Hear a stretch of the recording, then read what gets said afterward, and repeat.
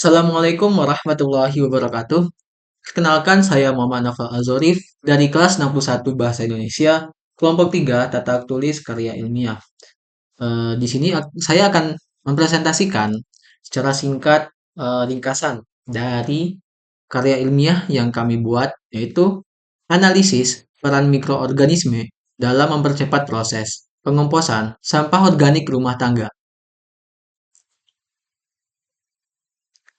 Eh, Berikut nama kelompok dari kelompok kami, yaitu yang pertama itu latar belakang dari karya ilmiah. Yang pertama itu masalah limbah domestik, di mana volume sampah organik rumah tangga di Indonesia sendiri itu sangat tinggi. Hampir lebih dari 60% sampah di Indonesia itu terutama dari sisa makanan dan limbah dapur. Dan dampak dari banyaknya sampah tersebut yang tidak terolah secara baik meningkatkan pencemaran lingkungan dan emisi gas rumah kaca. Yaitu yang kedua itu untuk mengetahui solusi dari pengomposan dan solusi dari masalah tersebut, di mana kami mengidentifikasi bahwa penggunaan mikroorganisme dengan menggunakan pengomposan pada limbah tersebut mampu untuk mengolah eh, sisa-sisa limbah tersebut.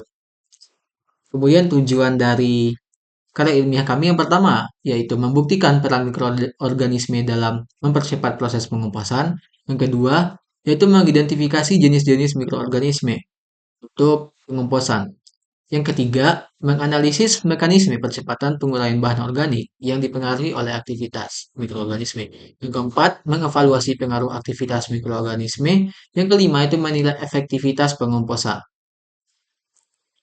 Limbah organik rumah tangga ini sendiri itu berasal dari sisa makanan dan limbah dapur serta material kebun yang di mana dari limbah tersebut diidentifikasikan memiliki karbohidrat, protein, lemak, dan lignin sebagai komponen utama. Kedua itu karakteristik karakteristik fisika kimianya itu memiliki kadar air tinggi dan rasio C banding N yang cukup tinggi juga dan perlu dioptimalkan. Yang ketiga yaitu variabilitas laju dekomposisi, yaitu di mana limbah organik dapat terurai tergantung oleh jenis bahan dari sayuran tersebut sendiri atau limbah itu sendiri. Peran mikroorganisme dan pengomposan itu sendiri yaitu yang pertama sebagai agen pengurai utama, yang kedua itu sebagai dekomposisi, yang ketiga itu pemecahan selulosa, yang keempat hidrolisis hemiselulosa, yang kelima yaitu enzim sinergi. Identifikasi mikroorganisme, di mana bakteri pengurai selulosa sendiri itu Bacillus subtilis. Yang kedua itu jamur yang menjadi peran sebagai pendegradasi lignin yaitu Trichoderma pseudoningi dan Trichoderma sp. Yang ketiga itu dinamika populasi.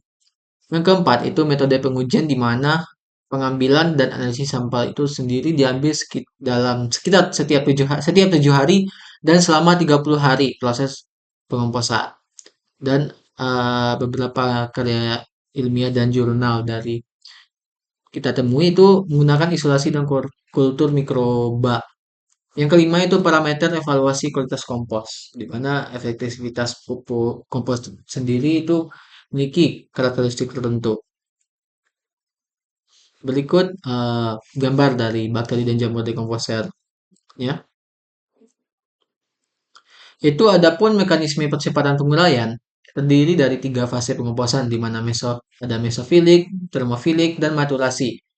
Di sini pembagiannya itu dapat kita lihat bahwa adanya perbedaan suhu. Maka bisa diambil secara singkat bahwa pengomposan itu sendiri kan terjadi peningkatan suhu dari awalnya rendah, tinggi, dan sedang.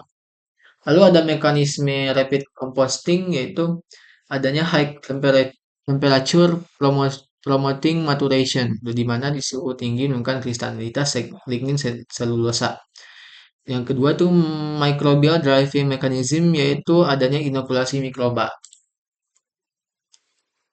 Efektivitas pengumpusan terhadap penguraian volume limbah, di mana pengumpusan rumah tangga itu sendiri terbukti mampu mengurangi limbah organik hingga 50-90%. Yang kedua, pemanfaatan program pengomposan ini sudah diterapkan di berbagai negara. Yang ketiga, vermicomposting tidak hanya menurunkan massa, tetapi juga menghasilkan biomasa cacing dan kompos yang stabil. Yang keempat, selain menekan volume, pengomposan juga berperan dalam mengurangi emisi gas rumah kaca. Dan yang terakhir, dalam waktu 2 sampai 3 bulan, pengomposan menghasilkan kompos berkualitas tinggi.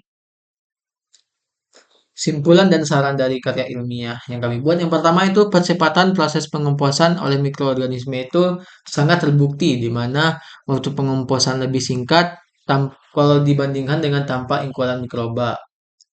Karena mikroorganisme itu sendiri menghasilkan enzim tertentu untuk mendegradasi, di mana peran dari enzim, fungsi dari enzim itu memecah unsur-unsur tertentu untuk menghasilkan unsur-unsur baru yang berguna.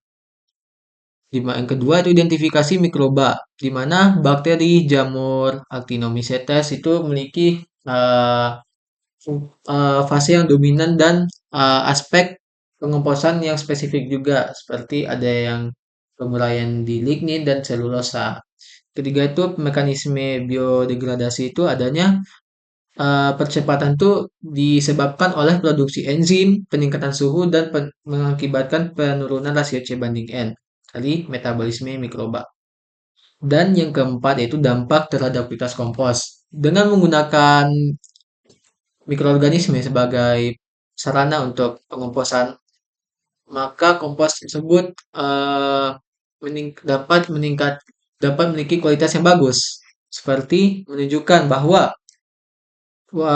pupuk kompos pupuk dari hasil dari degradasi protein tersebut dan pendegradasi enzim dari melalui enzim dengan menggunakan mikroba eh, di sini menunjukkan bahwa adanya warna coklat gelap, lalu rasio C banding N-nya sangat memenuhi standar SNI, pH-nya netral dan kandungan hara. Di mana pH netral itu sendiri ketika 6 sampai 7 itu menunjukkan bahwa tanah atau pupuk dapat menyerap air dan menyerap nutrisi dengan baik. Dan saran yang kami ambil dan kami buat dari karya ilmiah yang kami buat itu sendiri, yang pertama memanfaatkan mikroorganisme pengurai, di mana jika dibandingkan dengan tanpa mikroorganisme maka efektivitasnya kurang bagus. Yang kedua, mikroorganisme pengurai itu sendiri lebih baik digunakan untuk membantu pengomposan. Yang kedua itu optimalkan kondisi pengomposan. Kita harus tahu kondisi pengomposan yang baik. Misalnya jaga kelembapan, aerasi yang cukup, supaya dekomposisi berjalan lancar. Yang ketiga itu manfaatkan enzim pengurai, di mana mikroba sendiri memiliki spesifikasi tertentu untuk mengurai bahan-bahan yang pada sayuran atau limbah organik. Makanya gunakan enzim atau mikroorganisme yang tepat. Lalu yang terakhir itu pantau kualitas kompos, di mana kita harus selalu memantau efektivitas dan mikroorganisme serta perlakuan oleh limbah organik agar hasil pupuk kompos yang kita inginkan sesuai ekspektasi dan memiliki kualitas yang bagus. Baik, sekian dari presentasi saya.